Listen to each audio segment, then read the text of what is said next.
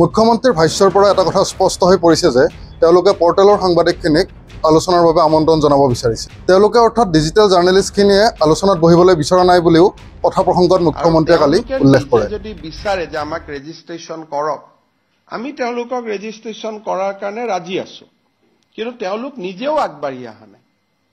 কথা প্ৰসংগত মুখ্যমন্ত্ৰীয়ে আই কাৰ্ড, বিজ্ঞাপন আদিৰ কথা উল্লেখ কৰি কয় যে ৰাজ্য চৰকাৰে এতিয়ালৈ ডিজিটেল জাৰ্নেলিষ্টক মান্যতা প্ৰদান কৰা নাই। এইখিনিতে মুখ্যমন্ত্ৰী হিমন্ত বিশ্ব শৰ্মাক স্পষ্টভাৱে জনাব বিচাৰিছোঁ যে সাংবাদিক হিচাপে স্বীকৃতি লাভ কৰিবলৈ কোনো মুখ্যমন্ত্ৰীৰ বিধায়কৰ চাৰ্টিফিকেটৰ প্ৰয়োজন নাই। ব্যক্তিগতভাৱে কওঁ যে পদ্মবিভূষণ তথা মিডিয়া বেৰণ বুলি যাক অভিহিত কৰা হয়, সেই ৰামজী ৰাওৰ ডিজিটেল প্ৰজেক্টত এটা সময়ত কাম কৰি অহাৰ পাছত আৰু তেওঁৰ প্ৰতিষ্ঠানে স্বীকৃতি প্ৰদান কৰাৰ পাছত ভাৰত পোত যোৱা ৰাজ্য এখনৰ মুখ্যমন্ত্ৰীয়ে আমাক সাংবাদিক হিচাপে গণ্য নকৰিলে আমাৰ একো ক্ষতি নহয়। আমি স্পষ্টভাৱে ক'ব বিচাৰিছোঁ, টেলিভিছন, কাকত আৰু বিজ্ঞাপনৰ কথা উল্লেখ কৰি আমাক মেনেজ কৰিবলৈ চেষ্টা চলাই কোনো লাভ নাই। সমান্তৰালকৈ ডিজিটেল সংবাদ গোষ্ঠীৰ বাবে কেন্দ্ৰীয় চৰকাৰে গ্ৰহণ কৰা সিদ্ধান্তসমূহো আপুনি অধ্যয়ন কৰাটো দৰকাৰ।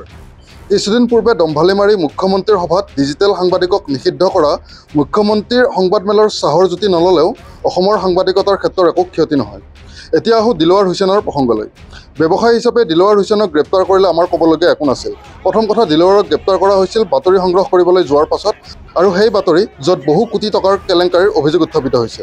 যা নহওক, সমগ্ৰ ঘটনাটোত এটা আক্ৰোশমূলক দিশৰ প্ৰতিফলন হৈছে আৰু সেইটো জনসাধাৰণৰ সন্মুখত স্পষ্ট হৈ ওলাই পৰিছে।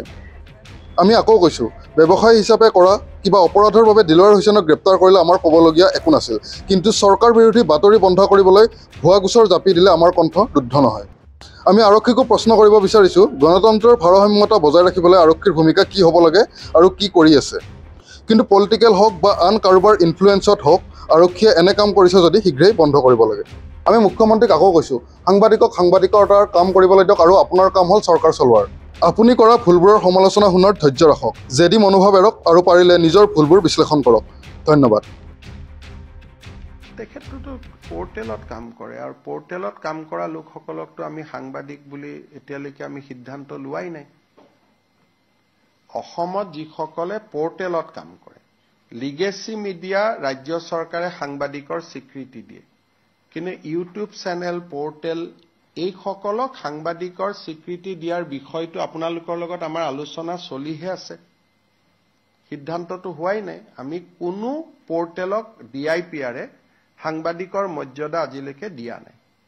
তেওঁলোকে নিজে নিজে পৰ্টেল চলাই আছে, বেলেগ কথা। ৰেজিষ্ট্ৰেশ্যনো নিদিওঁ, আমি এডভাৰটাইজো নিদিওঁ, আই কাৰ্ডো নিদিওঁ। গতিকে এই ব্যক্তিজন অসম চৰকাৰৰ সাংবাদিকৰ সংজ্ঞাত তেখেত নপৰে। আমি অসমে এতিয়ালৈকে ইলেক্ট্ৰনিক্স মিডিয়া আৰু প্ৰিণ্ট মিডিয়াৰ জাৰ্নেলিষ্টকহে আমি সাংবাদিক বুলি ধৰোঁ, আৰু আন পৰ্টেলসমূহক এতিয়ালৈকে সাংবাদিক বুলি আমি ধৰাৰ সিদ্ধান্ত লোৱা নাই। আৰু সেই বিষয়ে সাংবাদিকসকলৰ লগত আমাৰ আলোচনা চলিহে আছে। আৰু তেওঁলোকে নিজে যদি বিচাৰে যে আমাক ৰেজিষ্ট্ৰেশ্যন কৰক, আমি তেওঁলোকক ৰেজিষ্ট্ৰেশ্যন কৰাৰ কাৰণে ৰাজি আছো, কিন্তু তেওঁলোক নিজেও আগবাঢ়ি অহা নাই। সেইকাৰণে পৰ্টেল জাৰ্নেলিষ্টসকলক যদিও ঘৰুৱা ভাষাত আমি জাৰ্নেলিষ্ট বুলি কওঁ, কিন্তু তেওঁলোকক সাংবাদিকতাৰ স্বীকৃতি আমিও দিয়া নাই আৰু তেওঁলোকেও আমাৰ পৰা বিচৰা নাই।